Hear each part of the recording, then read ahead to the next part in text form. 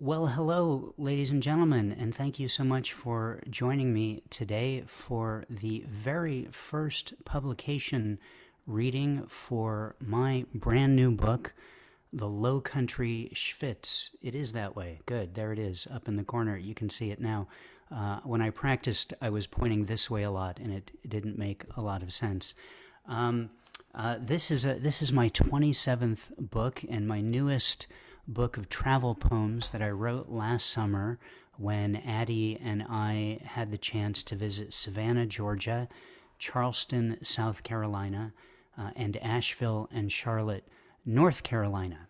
And so in the past, I've done kind of some long readings, long events, which had lots of people on them and all at the same time. And I thought this time we're going to do just a bunch of short pop-ups, one for each city that we visited, where I'll read some poems from the book, and at each one be joined by a different guest, someone who I got to hang out with or be with in those cities, people who are awesome and extraordinarily talented. And today, while reading some poems from Savannah, Georgia, in a little bit, we're going to hear from Ashley Steele, who is a tour guide in Savannah, who we had a really fun time walking around at night and hearing all kinds of really great ghost stories and learning a lot about Savannah. Just to give you an idea of what's going on in the future ones, I'm going to show this little slide to you. Is that the right one? Yes, that's the right one. You can see that next week on Saturday at the same time, or is it a slightly different time? I forget. They're different times every week. Look at the flyer. I'm going to read some poems from Charleston and a couple of friends of mine. Actually, my former real estate broker, who I hadn't seen or spoken with since he sold us a house in 2004. Turns out he lived in Charleston and is a really cool person. And he's going to tell us some stuff about Charleston in addition to some poems from it next week. 2 weeks, July 10th. I'm going to read some poems from Charlotte, North Carolina, and I'll be joined by my friend Zach Singer, who lives there, who's going to sing a song for us. He's an extraordinary musician and musical producer. And as well that week, my friend, a poet who lives in North Carolina, L.B. Sedlacek, is going to, I'm not exactly sure what's going to happen, but her assignment is to just explain North Carolina. So that's going to happen on that one. And then the last one will be on June 17th, and I'll be reading poems from Asheville, North Carolina, the North Carolina's contribution to weird cities. And my friend, an extraordinary and accomplished musician and kids musician, Billy Jonas, will be joining us live from Asheville and singing a song for us then. So, with that in mind, that's what's happening in the next few weeks. So today, just for a little bit, I'm going to read some poems that I wrote in Savannah, Georgia, and on the way to Savannah. And then I'm going to bring Ashley on, and then I'm going to read some more poems. So this first poem, these first couple of poems were written as we were preparing to go on the trip. This first poem is called Opposites Attract. When Addie packs, it's a multi-day affair involving fashion shows and endless decisions. When I pack, I throw some of my shit into a suitcase a few hours before we leave and pray to God I can buy a toothbrush in Georgia before it all goes to hell. That's poem number one from this book. This one is called I Want to Get Wet. Addie had mentioned to me that it might rain every single day of the vacation, and so that was kind of a bummer. But then I was thinking, I'm going on vacation. I want to get wet. I want to get wet. We dropped Jude off at camp 2 days ago. There's a consistent quiet in our house, which I appreciate but am not used to.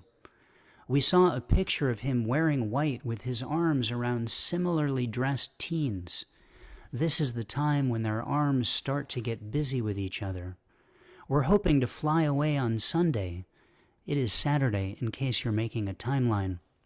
But there are tests to be done, and depending on the results, we may cancel everything. Jay, who lives in Chicago and is afraid of holes, says their camp requires you to be 6 hours away in case it all goes to hell. I guess that's a recurring theme in this book. It all may go to hell. Savannah, Georgia will take longer to return from in case it all goes to hell. I'm praying for Georgian rain to land on my head. And it did. Actually, I don't remember if it rained, but we did get to Georgia, so there's that at least. This one is called In Flight, but a different one. It's only a 38-minute flight to Savannah, but I don't think the flight attendants are taking it seriously. There's a lot of frivolous cross-checking, and nothing seems to be strapped in. I hear them giggling. 38 minutes? Does it even count? Are we even going anywhere? This poem is called Shvitz with Fritz, our very first stop on the tour in Savannah.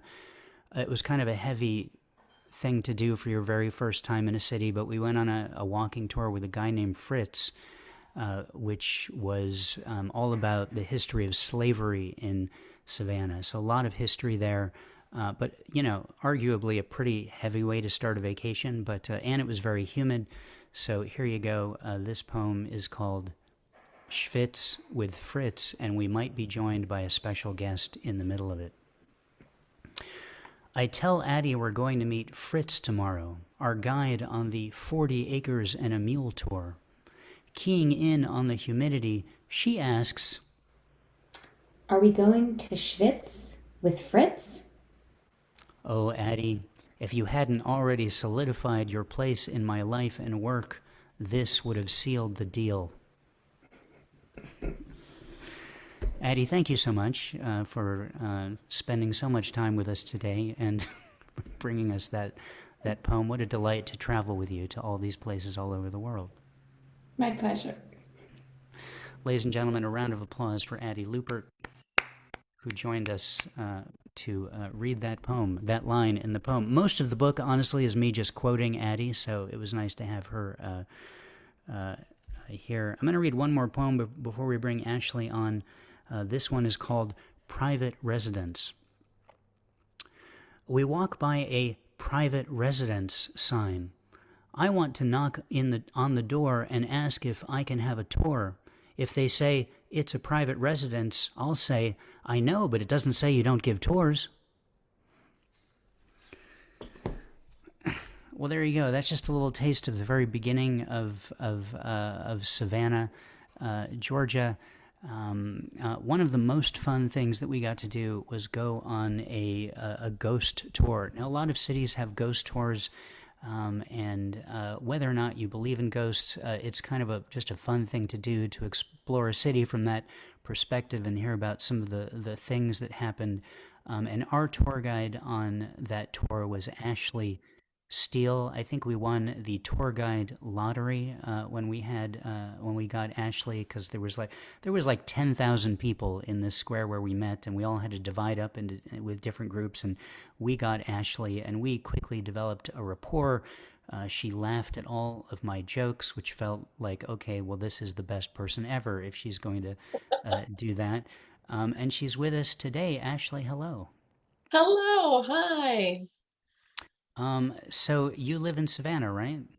I do. I'm sitting here in the cold, rainy weather today. So when you talked about that Georgia rain, I'm like, it's falling down on my head right now. Well, as we mentioned earlier, we want to get wet, so I guess that's a good thing. Do you only do ghost tours? No, actually, I do the history tour as well. And I just wrote a women's history tour. So it's all about the fascinating women of Savannah that I just put together. It's still getting its, legs underneath it right now, but it's going, and I love it because there's some really great women here in our city that kind of get overlooked. That's really awesome. I have to say, on the ghost tour, we learned a whole lot about the history of Savannah. besides just telling these stories about things that have happened, because they were really based on, whether you believe in the supernatural or not, they were based on actual historical events and things that were happened. So it was a worthwhile and learning tour, in no matter what. So it was fun, and you got a ghost story prepared for us. I sure do. All So right. a lot of people don't know that Savannah is a big port city. We actually have the fourth busiest port anywhere in the United States, but it's always been a port city. And with port cities, you have to have hotels because you have a lot of merchants come through. So in 1835, a hotel was built on our largest square, which is Johnson Square. And the name of the hotel was the Pulaski Hotel, named after the Polish general Casimir Pulaski.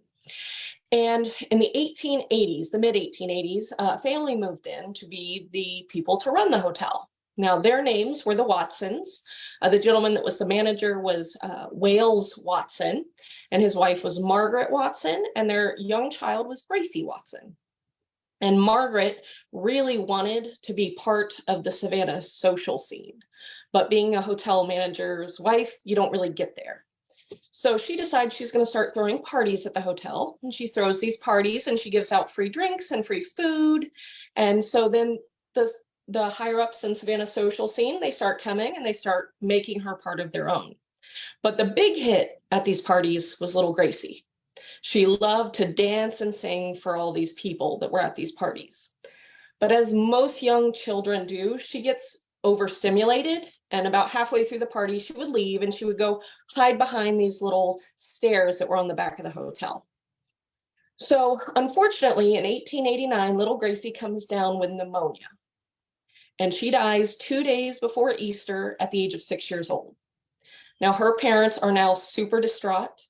And her mom keeps claiming she hears little Gracie still behind the stairs, giggling, playing by herself like she would do when she got overstimulated at the parties. So her father has one of our local sculptors by the name of John Walls build a lifelike sculpture out of marble for little Gracie. Now, Gracie is buried out at Bonaventure Cemetery, which is our most beautiful cemetery here in Savannah. And that statue is still there to this day. It is incredibly lifelike. And it used to be that kids would go and visit little Gracie and they would rub her nose, because by rubbing her nose, that meant they were going to get a good grade on their test. But her nose ended up rubbing away. So that the Bonaventure Historical Society replaced her nose and they put a fence around little Gracie. Now, her parents are so distraught that they decide they don't want to live in Savannah anymore. They moved to New York City and they end up passing away there, and they are buried in New York City. So they left little Gracie here in Bonaventure. Now, kids could no longer rub her nose. So what they decided to do is they started leaving her little toys and trinkets in Bonaventure. But people who visit Bonaventure to this day still see a little girl in a white dress running around. Now they think this is a cemetery. You're supposed to be respectful of the dead. You shouldn't be running around playing. So they will follow her to find where her parents are. And when they come around the corner, they will see her white marble statue and realize they've just seen the ghost of little Gracie running back to where she is buried. There is also a legend that states if you take one of Gracie's little toys, she will cry tears of blood. But she is one of our most popular spirits out at Bonaventure Cemetery. She has a sad little story because she is buried all by herself and she has no family there with her. But that is why they think she still shows up. She's looking for mom and dad that moved away and left her. Wow, and that's a story you didn't tell us when we were on the ghost tour. So I feel like the money I spent on that tour, just like it's apparently I have a lifetime subscription to hearing ghost stories from you from that one fee. That's pretty cool. I suppose anyone can take advantage of that. Just send Ashley all your money, and she will tell you ghost That's right. stories for all of history. That reminds me, we were in Dublin, I don't know, 6-7 years ago, Dublin, Ireland, and there's the Molly Malone statue there, which is a statue right out where anyone can be in touch, and she's got cleavage, and it's a tradition to go and touch that. So it just seems like, although a little girl's nose is different from cleavage by many metrics, it seems like every city should have a statue that you could touch for some reason. Yes. There is a statue, I don't know the gentleman's name, but there is a statue in Père Lachaise, I believe, in Paris, where he has a very large bulge, and it's a bronze statue. So the rest of it is verdigris, but the bulge is still bronze because so many people rub it. So Well, actually, Addie and I are going to be in Paris at the end of our trip this summer, so maybe we'll stop in Père Lachaise and rub the bulge. there you go. You should. We should. Thank you so much for being here. Do you have like a website or some way that people can like check out what you're doing and go on your tours? I am on Instagram. My handle is Ashley the Ginger 1122. But the company that I work for is called Genteel and Bard. And Genteel is like a fine Southern refinement, and a bard is a storyteller. So it's fine Southern storytelling. So that's the name of our company. Genteelandbard.com, is that? That is correct. Yep. I might be spelling it wrong. I'm trying to type it in so I could paste the link into the... So Genteel has 3 E's in it. Oh, there you go. Yep. Is it legal for a word to have that many? Well, my last name has that many E's, so it has to be. Okay, I guess it's a Savannah thing. It is a Savannah. Maybe it's only legal in Savannah, apparently. Ashley, I'm so honored that you took time out of your day to be here with us. I know you have to get off to do a tour tonight. Lucky people who get to hear stories from you, but I just want to thank you so much. I think I declared, and you haven't yet said that this isn't true, that Addie and I were your favorite Tories ever. So I'm just going to stick with that. And we'll just say you are our favorite tour guide ever, as long as I have you on the line as well. So thank you so much for being here with us, and you're welcome to stick around the Zoom or watch it later on Facebook, whatever you want to do, and I really appreciate it. All right, thank you for having me. My pleasure. A round of applause, anyone watching, for Ashley Steele, sitting inside, safe from the rain in Savannah, Georgia. I'm going to read some more poems from Savannah, and then we're going to call it a day for today. All right, this is kind of I think I wrote this while waiting for the ghost tour to start. It's called A Haunted Poem. Ooh, ooh, ooh, ooh. Welcome to Savannah.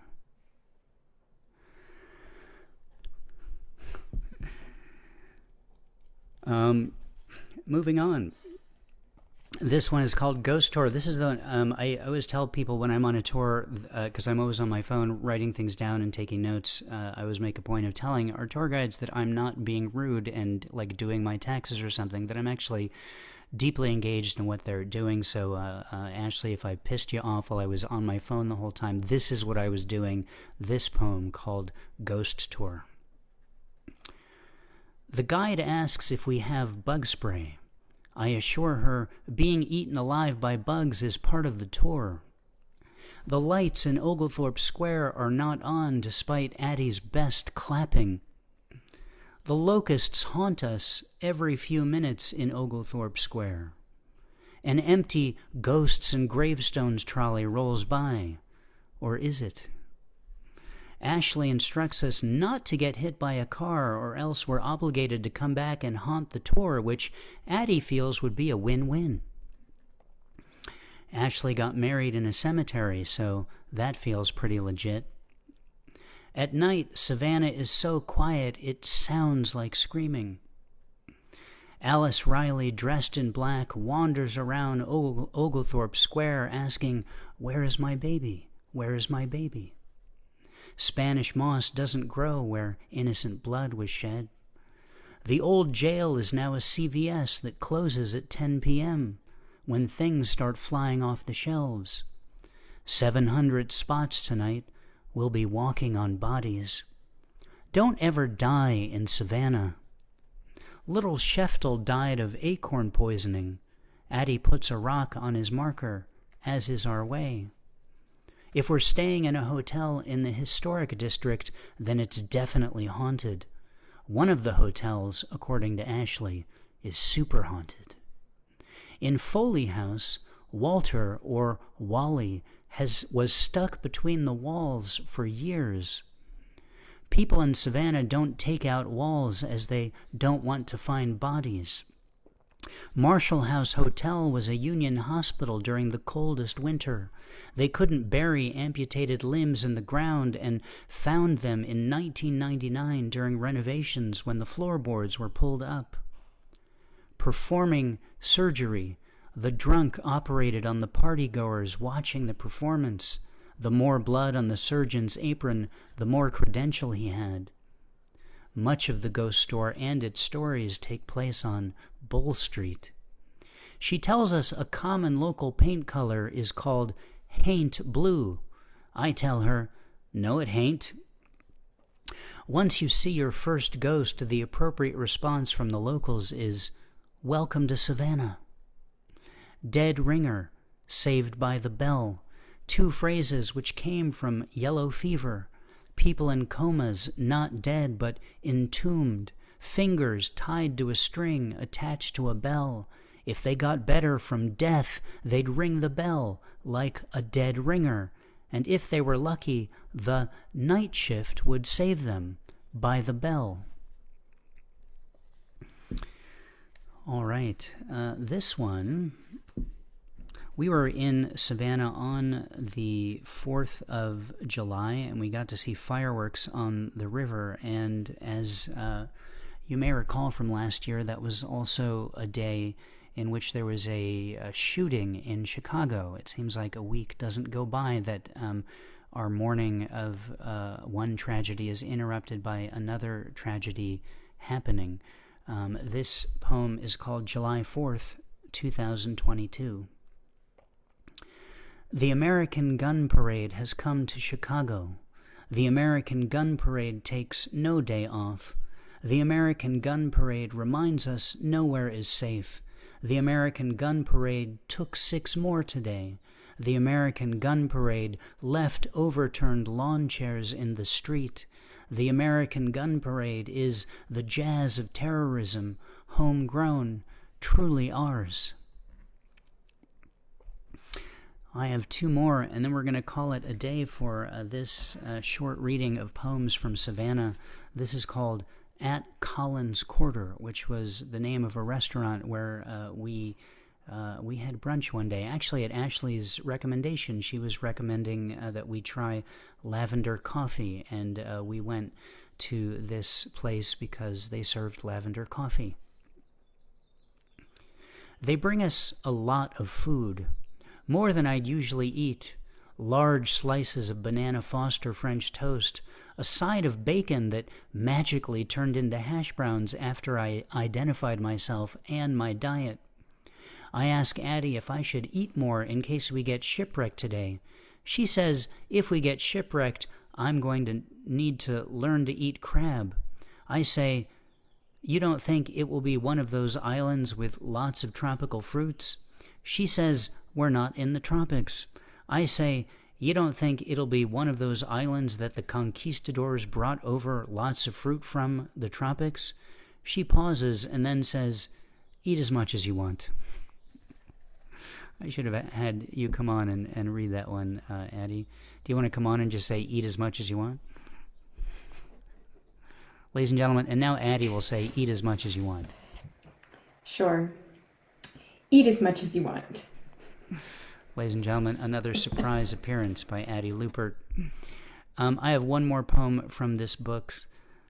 This one is called One for the History Books. This was the last poem I wrote in Savannah, Georgia. Savannah is a city obscenely rich with history. From Oglethorpe to the Revolutionary War, to the Civil War, to the founding of the Girl Scouts, to possibly where ghosts were invented. Savannah is an egregiously beautiful city. The many public squares, despite who is buried under them, the river, the trees, my God, the live oaks are everything. Savannah is a city of Democrats surrounded by alligators with a Confederate monument smack dab in the middle of the park. Do you tear those things down or leave them up to remember? Savannah is a city of art and smiles, of biscuits and y'all, of Bull Street running through everything, and Broughton Street torn up to remind us there's always more to do. We'd like to do more, to never leave if they'd consider turning off the water in the air, to always come back, to walk these streets again, to see what history does next. All right, well, everyone, thanks so much for watching. That's a bunch of poems from Savannah, Georgia. As I mentioned earlier, next week, June 3rd on Saturday at 2 p.m., I'm going to be here again reading poems from Charleston, South Carolina, joined by my friends Roger and Lydia. In 2 weeks, June 10th at 1 p.m. Pacific, 4 p.m. Eastern, I'll be reading poems from Charlotte with Zach Singer singing a song, and L.B. Sedlacek, poet from Lenoir, North Carolina, explaining North Carolina. And then in 3 weeks on Saturday, June 17th at 4 p.m. Pacific, that one's going to be later in the day, 7 p.m. Eastern, I'll be reading poems from Asheville and joined by Billy Jonas, who we got to hang out with there, and he'll be sharing a song with us. If you want to pick up the book, check this out. Go to poetrysuperhighway.com/Shvitz, Shvitz. My apologies to Ross Woolman, who really wanted me to spell it with a C. Sorry about that, Ross. I care about you and your opinions. We went with Shvitz. And if you go to that link, you can read some more poems from the book and pick it up. There's a link to get it on Amazon, though if you prefer a different online retailer, it's available at all of them as well. Thank you so much for watching this, and check it out, The Low Country Shvitz. Thanks again to Ashley from Savannah for joining me, and thanks so much to Addie as well. I'll see you soon, Addie. Bye, everybody.